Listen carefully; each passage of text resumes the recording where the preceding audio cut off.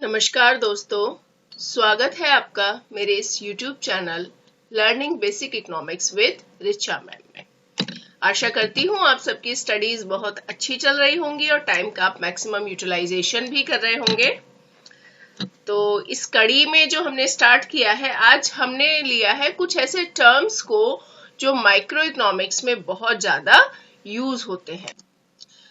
वैसे तो ये पूरे इकोनॉमिक्स में ही हर जगह कहीं ना कहीं आते हैं, लेकिन माइक्रो इकोनॉमिक्स में ये या सूक्ष्म अर्थशास्त्र में इनको सबसे ज्यादा यूज किया जाता है। तो स्टार्ट करते हैं। आज के जो हमारे कंटेंट्स हैं या जो टर्म्स हमने लिए हैं, उसमें फर्स्ट है customer versus consumer, price versus cost, demand function, real income and monetary income. तो देखिए, जब हम कंज्यूमर की बात करते हैं तो कंज्यूमर एक ऐसे शब्द से बना है जिसका मीनिंग है कंज्यूम करना, कंज्यूम से कंज्यूमर। तो obviously the person who consumes is a consumer, यानी कि जो प्रोडक्ट को कंज्यूम करेगा तभी वो कंज्यूमर है। अगर वो कंज्यूम नहीं करेगा तो वो कंज्यूमर नहीं है। अब ये कंज्यूम क्या है? कंज्यूम का मतलब होता है किसी भी प्रोडक्ट का यूज करना। जैसे अगर कपड़े हैं तो हम उसे पहनेंगे, अगर कोई खाने की चीज है तो हम उसे खाएंगे। तो ये है कंज्यूम करना, जो भी प्रोडक्ट है उसको यूज करना उसकी चीज इंपॉर्टेंस के अकॉर्डिंग। तो यहाँ पर कंज्यूमर का मतलब है जो पर्सन प्रोडक्ट को अपने पर्सनल कंजम्पशन के लिए खरीद रहा है। जबकि जब हम कस्टमर की बात करते हैं तो एक कस्टमर वो है जो प्रोडक्ट को खरीदता है। यहाँ पर उसे कंज्यूम करने या कंज्यूम ना करने से कोई भी मतलब नहीं है। हो सकता है कि वो कंज्यूम करने के लिए खरीदे, हो सकता है कि वो रीसेल करने के लिए खरीदता है, और ये भी हो सकता है कि वो किसी को गिफ्ट करने के लिए खरीद रहा है। तो यहाँ पर जो कंज्यूमर शब्द है वो कंज्यूम करेगा तो कंज्यूमर है, otherwise he is only a customer. एक और चीज यहाँ क्लियर हो जाती है इस चीज से कि every consumer is a customer, क्योंकि खरीदेगा तो है ही, लेकिन every customer is not a consumer. Consumer वो तभी होगा जब वो कंज्यूम करेगा, otherwise he is only a customer. Next हमारा टर्म है प्राइस वर्सेस कॉस्ट।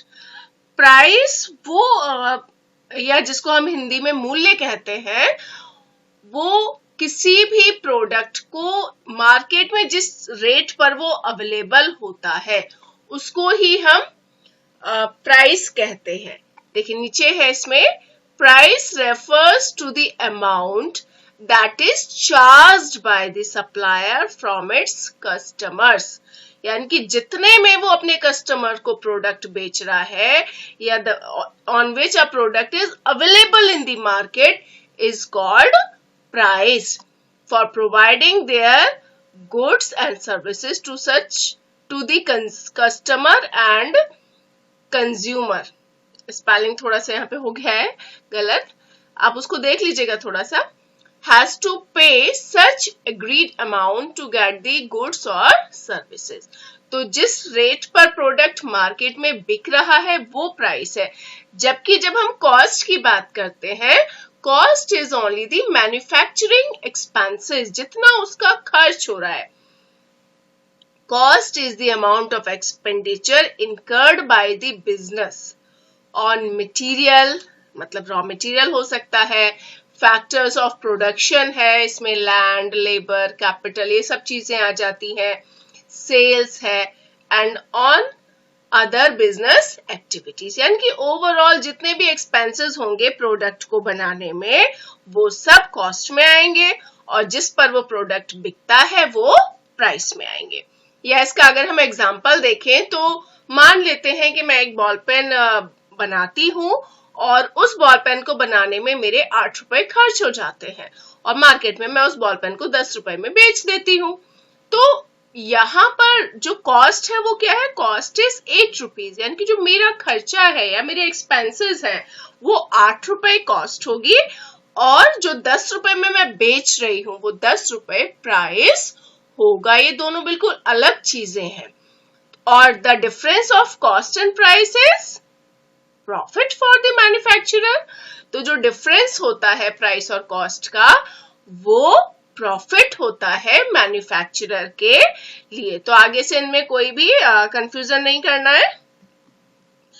इसके बाद नेक्स्ट है हमारा डिमांड फंक्शन। ये टर्म भी बहुत यूज होता है। डिमांड मीन्स कंज्यूमर कितना प्रोडक्ट को खरीदते हैं मार्केट में, वो उसकी डिमांड है, जिसको हमने डिटेल में स्टडी भी किया है अपने दूसरे लेक्चर में, जो डिमांड के ऊपर ही था। डिमांड यानी कि एक्चुअल में, ये ध्यान रखिएगा, डिमांड का मतलब ये नहीं है कि कितना कोई खरीदना चाहता है। डिमांड का मतलब है एक्चुअल कोई प्रोडक्ट को कितना परचेज करता है, क्योंकि we study only effective demand. तो यहाँ पर जो डिमांड है मार्केट में, उस पर बहुत सारे फैक्टर्स ऐसे हैं जो इफेक्ट डालते हैं। डिमांड अपने आप में कोई ऐसा इंडिपेंडेंट टर्म नहीं है, बहुत सी दूसरी चीजें हैं जो उस पर इफेक्ट डालती हैं, और उन इफेक्ट डालने वाले फैक्टर्स को, जिनको कि हम डिटर्मिनेंट्स कहते हैं, उन डिटर्मिनेंट्स के साथ इस डिमांड की रिलेशनशिप को स्टडी करते हैं। जैसे हम कहते हैं ना, प्राइस बढ़ जाएगा तो डिमांड घट जाएगी, या कंज्यूमर की इनकम बढ़ जाएगी तो डिमांड बढ़ जाएगी। तो ये फैक्टर्स हैं जो कि डिमांड को इफेक्ट करते हैं। और डिमांड फंक्शन क्या है? डिमांड और उसके डिटर्मिनेंट्स की रिलेशनशिप। तो जब हम इसको डिफाइन करेंगे हम लिखते हैं इट, यानी कि demand function states the functional relationship between the demand for the product and its determinants। यानी कि एक तरफ डिमांड हो गई और दूसरी तरफ उस डिमांड को इफेक्ट करने वाले फैक्टर्स हो जाते हैं, और इन दोनों की रिलेशनशिप को ही डिमांड फंक्शन कहते हैं, क्योंकि जो डिमांड है वो इन सारे फैक्टर्स का रिजल्ट ही तो है। अब क्योंकि ये फैक्टर्स डिमांड को इफेक्ट करते हैं, तो डिमांड को तो हमने मान लिया डिपेंडेंट वेरिएबल, और जो दूसरे सारे फैक्टर्स हैं जो इसको इफेक्ट करेंगे वो इंडिपेंडेंट है, वो इंडिपेंडेंट वेरिएबल्स हैं। अब उन सबका किसी का पॉजिटिव और किसी का नेगेटिव इफेक्ट डिमांड पर है, किसी का मेजर इफेक्ट है, किसी का माइनर इफेक्ट है, लेकिन उन सारे फैक्टर्स, क्योंकि एक ही डिटर्मिनेंट के बेसिस पे क्वांटिटी ऑफ डिमांड को प्रिडिक्ट नहीं किया जा सकता, इसलिए हम सारे फैक्टर्स को लेंगे, एटलीस्ट जितने हम ले सकते हैं डिमांड के। देखो, इसको हम इस इक्वेशन में क्लियर करते हैं। D for demand is the F for functional relationship of. अब ये फैक्टर्स क्या क्या है? मेजर फैक्टर्स हमने लिए। P for the price of the product. Product के प्राइस में अगर चेंज आएगा तो ऑब्वियसली मार्केट में उसकी डिमांड में भी चेंज आ जाएगा। इसके बाद है I, income of the consumer. Consumer की अगर इनकम ज्यादा है तो डिमांड भी ज्यादा होगी, डिमांड कम है तो इनकम कम है तो डिमांड भी कम होगी। इसके बाद है P, again price but for related products. Related products में आते हैं सब्स्टिट्यूट्स हैं, कॉम्प्लीमेंट्रीज है, पूरक और स्थानापन्न हम जिनको कहते हैं। ऐसे प्रोडक्ट्स के केसेस में भी एक प्रोडक्ट की अगर डिमांड, एक प्रोडक्ट के अगर प्राइस में चेंज आता है तो उसके रिलेटेड प्रोडक्ट की डिमांड में चेंज आ जाता है। डॉट डॉट डॉट हमने इसलिए यहां पर लिया है, there are so many minor variable, बहुत सारे दूसरे फैक्टर्स हैं जो प्राइस, जो कि डिमांड को इफेक्ट करते हैं। सबको हम लेना यहाँ पर पॉसिबल नहीं है, तो हमने यहाँ पर केवल मेजर फैक्टर्स ले लिए। और लास्ट में T, taste and preferences. Taste और प्रेफरेंसेस एक ऐसा फैक्टर है जिसके आगे आकर सारे फैक्टर्स नल हो जाते हैं। तो यहाँ पे मान लीजिए किसी प्रोडक्ट, कोई पर्टिकुलर प्रोडक्ट किसी को बहुत ज्यादा पसंद है, तो उस केस में फिर चाहे उसकी इनकम में चेंज आए या प्राइसेस में चेंज आए, फिर वो उसमें चेंज नहीं करेगा डिमांड में, क्योंकि ये प्रोडक्ट उसको बहुत ज्यादा पसंद है। तो ये हो जाता है टेस्ट एंड प्रेफरेंसेस, और ये भी डिमांड को बहुत ज्यादा इफेक्ट करता है। तो डिमांड फंक्शन कुछ नहीं है, बिल्कुल एक सीधी सी चीज है कि डिमांड, इन सब में ये सब आपस में अपना डिसाइड करेंगे मिलके कि कितनी डिमांड रहेगी, और इन सब के बाद जो क्वांटिटी डिसाइड होगी, इन सब के रिलेशनशिप के बाद, तो वो हम यहाँ पर देखेंगे कितनी डिमांड फाइनली मार्केट में रहेगी। तो ये क्या हुआ, demand is the functional relationship, या हम कह सकते हैं demand is the result of all these factors. वैसे तो डिमांड फंक्शन भी आगे फिर जाकर दो तरीके का हो जाता है, individual demand function and market demand function. तो डिटेल में हम उसको उसी टॉपिक में स्टडी करेंगे। यहाँ पर बस हम इतना समझ लेते हैं कि अगर हम इंडिविजुअल पर्सन की डिमांड को स्टडी करेंगे तो इंडिविजुअल डिमांड फंक्शन होगा, और अगर हम ग्रुप की डिमांड को स्टडी करेंगे तो फिर वो मार्केट डिमांड फंक्शन होगा। इसके बाद नेक्स्ट हमारा आता है मॉनिटरी इनकम या नॉमिनल इनकम। देखो, मॉनिटरी शब्द का हिंदी मीनिंग है मौद्रिक या मुद्रा से जुड़ा हुआ, और जहां भी ये मॉनिटरी शब्द होगा वहां पर सीधा सीधा हम इसे करेंसी से या मुद्रा से जोड़ देंगे। तो मॉनिटरी इनकम मतलब कैश में हमें कितनी इनकम मिल रही है या कितनी करेंसी हमें मिल रही है, वही मॉनिटरी या नॉमिनल इनकम होती है। हमें इस बात से कोई मतलब नहीं है कि हम उसमें कितना ज्यादा सामान खरीद पाते हैं या कितना कम खरीद पाते हैं। फॉर एग्जाम्पल, अगर मेरी इनकम 1000 रुपए है तो 1000 इज माई मॉनिटरी इनकम। और ये 1000 और 100 का एग्जाम्पल मैं हमेशा इसलिए लेती हूँ, ये सबसे ज्यादा इजी टू अंडरस्टैंड होता है। तो यहाँ पर 1000 मेरी इनकम है तो 1000 इज माई मॉनिटरी इनकम या nominal income. So it is the part of your salary that is paid out in cash. It is your income in actual currency. Terms unadjusted, जैसे मैंने अभी कहा, मुझे इस बात से यहाँ कोई मतलब नहीं है कि मैं इसमें कितना सामान खरीद सकती हूँ या नहीं खरीद सकती हूँ। तो उसके लिए इकोनॉमिक टर्म यहाँ पर हो जाता है अनएडजस्टेड फॉर इन्फ्लेशन। इन्फ्लेशन कितना ज्यादा है कम है मुझे कोई मतलब नहीं है। इसके अपोजिट जब रियल इनकम आती है, रियल इनकम का मतलब करेंसी से बिल्कुल भी नहीं है, हालांकि वो रिलेटेड है उससे।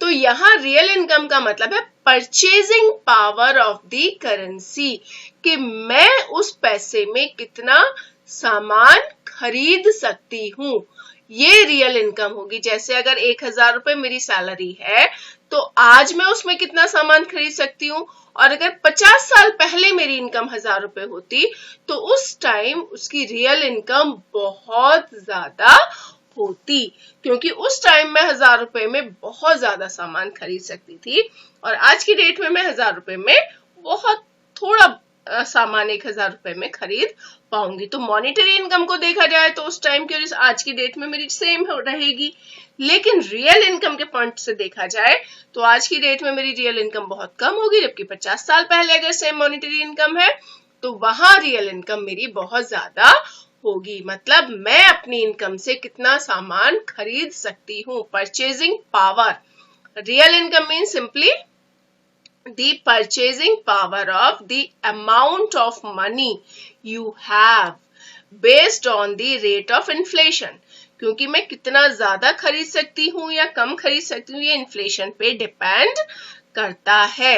Real income is nominal income adjusted. देखिए यहाँ पे जब हम बात कर रहे थे हम कह रहे थे अनएडजस्टेड, लेकिन जब हम रियल इनकम की बात करते हैं तो ये हो जाता है nominal income adjusted for the effects of inflation, क्योंकि ये इन्फ्लेशन से बैलेंस बनाकर हम इसको देखते हैं। इन्फ्लेशन ज्यादा होगी तो मेरी रियल इनकम अपने आप कम हो जाएगी, क्योंकि अब मैं उसमें कम सामान खरीद पाऊंगी, और अगर इन्फ्लेशन कम है तो ऑब्वियसली मैं ज्यादा सामान खरीद सकती हूँ यहाँ पे। तो यहाँ इसका अगर हम एग्जाम्पल लें, देखिए इफ दी अगर मैंने 1000 रुपए का एग्जाम्पल लिया है कि मेरी इनकम 1000 रुपए है, उसी को हम कंटिन्यू करते हैं।